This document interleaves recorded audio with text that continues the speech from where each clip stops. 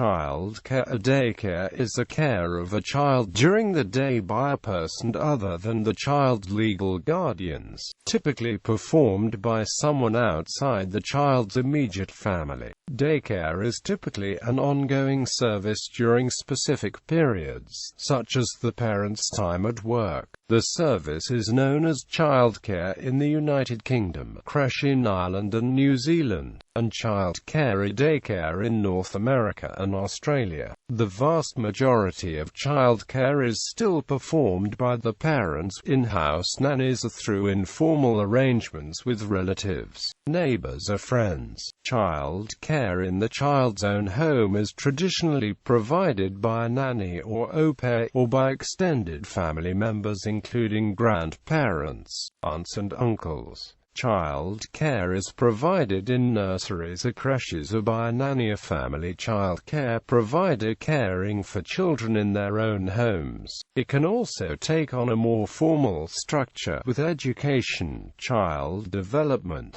discipline and even preschool education falling into the fold of services. The daycare industry is a continuum from personal parental care to large regulated institutions. Some childminders care for children from several families at the same time, either in their own home or in a specialized child care facility. Some employers provide nursery provisions for their employees that are near the place of employment. For-profit daycare corporations often exist where the market is sufficiently large. There are government subsidies. Research shows that not-for-profits are much more likely to produce the high-quality environments in which children thrive. Local governments, or often municipalities, may operate non-profit daycare centers. For all providers, the largest expense is labor. Local legislation may regulate the operation of daycare centers, affecting staffing requirements. In Canada, the workforce is predominantly female and low-paid, averaging only 60% of average workforce wage. Some jurisdictions require licensing or certification. Legislation may specify details of the physical facilities. Independent studies suggest that good daycare is not harmful. In some cases, good daycare can provide different experiences than parental care does, especially when children reach 2 and are ready to interact with other children. Children in higher quality child care had somewhat better language and cognitive development during the first 4.5 years of life than those in lower quality care. History. Daycare appeared in France about 1840, and the Société des Crèches was recognized by the French government in 1869. Originating in Europe in the late 18th and early 19th century, daycares were established in the United States by private charities in the 1850s, such as the charity organization Society founded by Ainsley Wilcox. The Fitch Crèche in Buffalo, New York was known as the first day center for working mothers in the United States. Another at the time was the New York Day Nursery in 1854. Business. The daycare industry is a continuum from personal parental care to large regulated institutions. The vast majority of childcare is still performed by the parents, in-house nanny, or through informal arrangements with relatives, neighbors or friends. For example, in Canada, among two-parent families with at least one working parent, 62% of parents handle the child care themselves. 32% have other in-home care and only 6.5% use a formal daycare center. However, for-profit daycare corporations often exist where the market is sufficiently large. There are government subsidies. For instance, in North America, KinderCare Learning Centers, one of the largest of such companies, has approximately 1,600 centers located in 39 states and the District of Columbia. Bright Horizons Family Solutions, another of the largest, has over 600 daycare centers. Similarly, the Australian government's childcare subsidy has allowed the creation of a large private sector industry in that country. Another factor favouring large corporate daycares is the existence of childcare facilities in the workplace. Large corporations will not handle this employee benefit directly themselves and will seek out large corporate providers to manage the corporate daycares.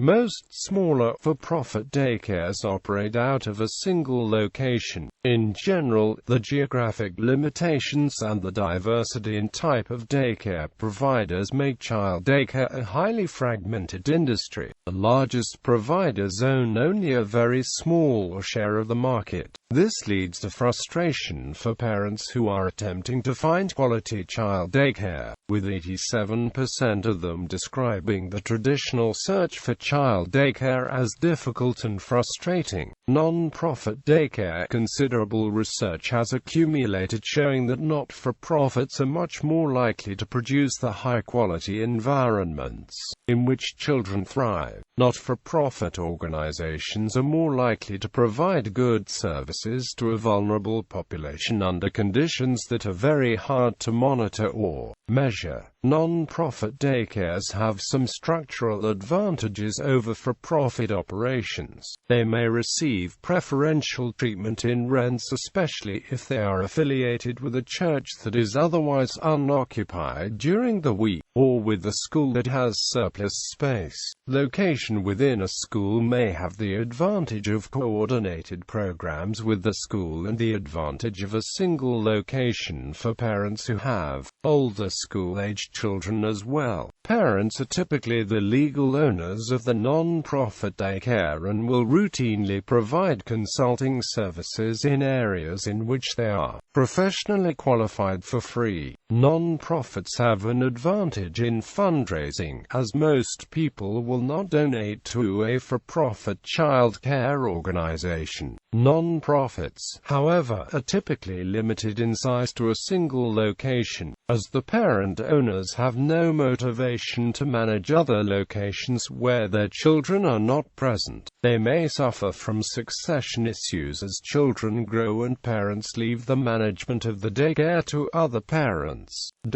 Local governments, or often municipalities, may operate non-profit daycare centers. In non-profits, the title of the most senior supervisor is typically executive director, following the convention of most non-profit organizations.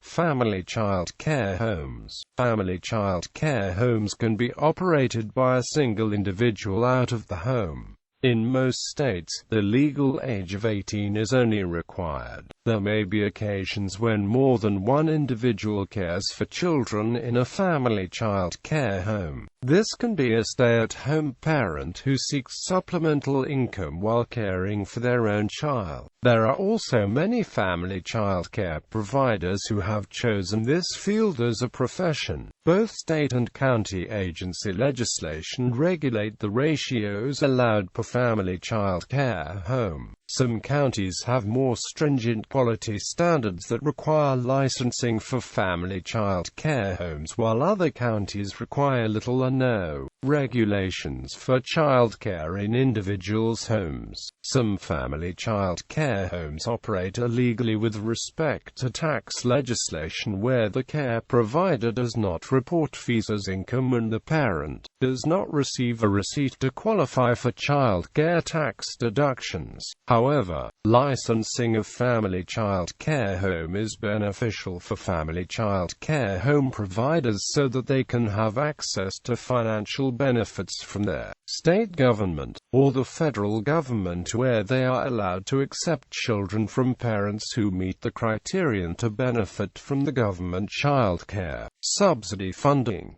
Examples of such benefits are free professional development and training courses, child and adult care food program, and more. Family child care may be less expensive than center-based care because of the lower overhead. Lower ratios mean less staff are required to maintain regulated ratios. Many family child care home providers may be certified with the same credentials as center-based staff, potentially leading to higher level of care. Franchising of family child care home facilities attempts to bring economies of scale to home daycare. A central operator handles marketing, administration and perhaps some central purchasing, while the actual care occurs in individual homes. The central operator may provide training to the individual care providers. Some providers even offer enrichment programs to take the daycare experience to a more educational and professional level. Staff for all providers. The largest expense is labor. In a 1999 Canadian survey of formal childcare centers, labor accounted for 63% of costs and the industry had an average profit of 5.3%.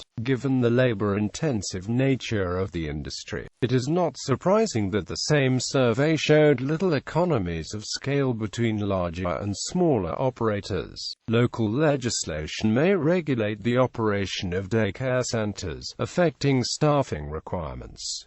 Laws may mandate staffing ratios. Legislation may mandate qualifications of supervisors. Staff typically do not require any qualifications, but staff under the age of 18 may require supervision. Typically, once the child reaches the age of 12, they are no longer covered by daycare legislation, and programs for older children may not be regulated. In Canada, the workforce is predominantly female and low-paid, averaging only 60% of average workforce wage. Many employees are at local minimum wage and are typically paid by the hour rather than salary. In the United States, child care worker is the fifth most female-dominated occupation.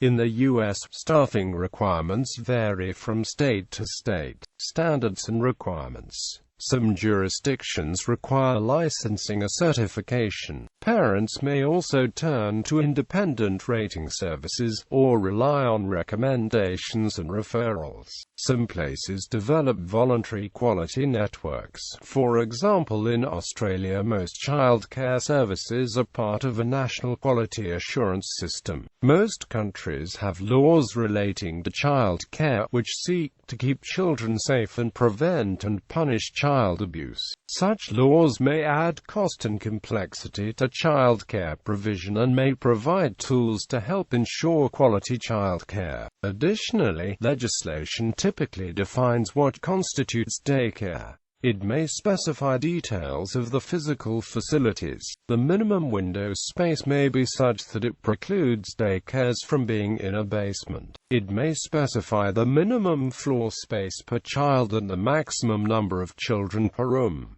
It may mandate minimum outdoor time. Legislation may mandate qualifications of supervisors. Staff typically do not require any qualifications, but staff under the age of 18 may require supervision. Some legislation also establishes rating systems, the number and condition of various toys, and documents to be maintained. Typically, once children reach the age of 12, they are no longer covered by daycare legislation, and programs for older children may not be regulated.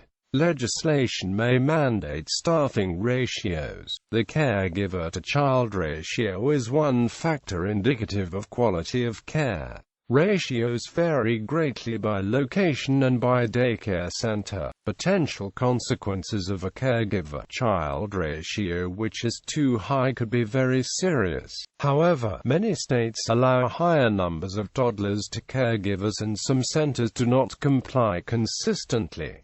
For example, within the U.S., Pennsylvania, ages 1 to 3, 1 teacher to 5 children; Missouri, age 2, 1 teacher to 8 children; North Carolina, 1 teacher to 10 children. Many organizations in the developed world campaign for free or subsidized childcare for all. Others campaign for tax breaks or allowances to provide parents a non-finance-driven choice. Many of the free or subsidized childcare programs in the United States are also child development programs, or after-school programs which hire certified teachers to teach the children while they are in the care. There are often local industry associations that lobby governments on childcare policy, promote the industry to the public, or help parents choose the right daycare provider. In the United States, childcare in regulated commercial or family childcare home setting is administered or led by teachers who may have a child development associate or higher credentials. These higher credentials include associate, bachelor, and even master's degrees in the field of early childhood education. Although childcare professionals may obtain a degree, many states require that they attend workshops yearly to upgrade their knowledge and skill levels. Many daycares require a teacher to obtain a certain amount of training. For example, Texas requires a minimum of 25 hours a year, and the first year as a teacher, you are required to have 50 hours.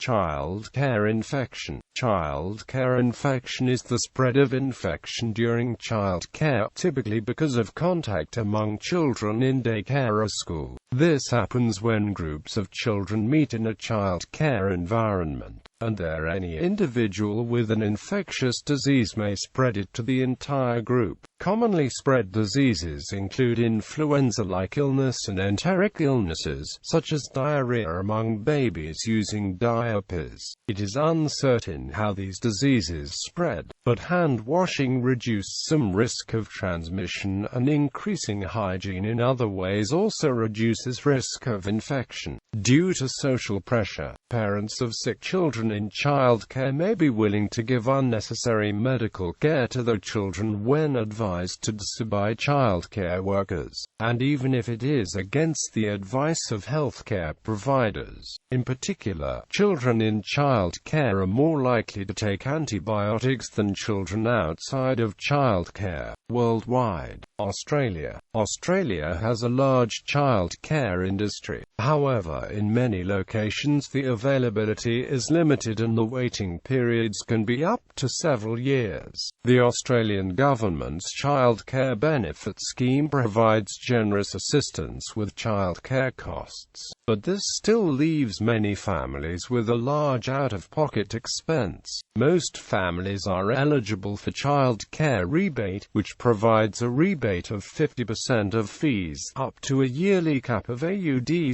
$7,500 per child. The median weekly cost of center-based long daycare in 2013 was approximately $364, which puts it out of the reach of lower-income earners. Regulation is governed by the ACECQ, a federal government body, which acts as a central body for the state bodies. Ratios are 1 to 4 for infants, 1 to 5 for 2 to 3 years old, and 1:11 for preschoolers. All childcare workers must have, or be undertaking, the minimum Certificate 3 in Children's Services in order to work in a center. Rules differ between states regarding family daycare in Australia. To start a family daycare business in Victoria, an educator should be either having Certificate 3 in Children's Services or be actively working towards the same. Additionally, current police check, current first aid training, insurance is necessary for starting a family daycare. The house should be safe for children. A group of 15 educators works under one supervisor who must have a diploma in children's services. Canada offers both private and subsidized daycare centers. Some shortages of subsidized openings can lengthen the time needed to find a suitable childcare provider. To counter this, government and private enterprise sometimes enable parents to look for available spaces online. In Denmark, daycares accept children ranging from 6 months old to 3 years old. 91.2% of 1 to 2-year-old children are enrolled in different types of daycare institutions. Most of these are managed by a municipality and mostly government-funded. The different types of institutions ranges from separate daycare institutions, kindergartens with a daycare department, and in-home daycare. The daycares are play-based, focusing on the children's perspective and involvement in the day-to-day life. The daycares are staffed by trained social educators or pedagogues. In Germany, preschool education is the domain of the Kindertagesstätte, which is usually divided into the Kinderkrippe for toddlers, and the kindergarten for children who are older than 3 years and before school. Children in the last kindergarten year may be grouped into a Vorschule and given special pedagogic attention, special preschool institutions, comparable to the U.S. American kindergarten of the exception. Kitas are typically run by public and free carriers and subsidized by the states. In this case, the care is open to the general public, e.g., a Protestant or Muslim child may claim a place in a kita run by the Catholic Church. Preschool education, unlike school and university, is not in the exclusive domain of the states. The federal government regulates daycare through the Kinderanjugendhilfegesetz, which stipulates a legal claim to daycare for children over the age of 3 and before school. For children under the age of 3 and before kindergarten. Alternative daycare can be provided through Tagespflegepersonen, i.e., stay-at-home parents which provide commercial daycare to other children. This form of daycare is also federally regulated through the KJHG. Preschool education is increasingly seen as an integral part of education as a whole. Several states, such as Bavaria, have released detailed educational plans for daycare carriers who claim state subsidies. Early pedagogics has increasingly moved into the academic domain, with an increasing number of staff being trained at universities of applied science and regular universities. Non-academic personnel in daycare facilities have usually attended specialized schools for several years. In the state of Bavaria, for example, daycare assistants will have attended school for 2 years. Daycare teachers for 3 years with an additional 2-year internship. In Japan, the child care industry is worth trillions of yen, and is expanding due to rising workforce participation by mothers. In 2004, nearly 2 million children were in some form of daycare.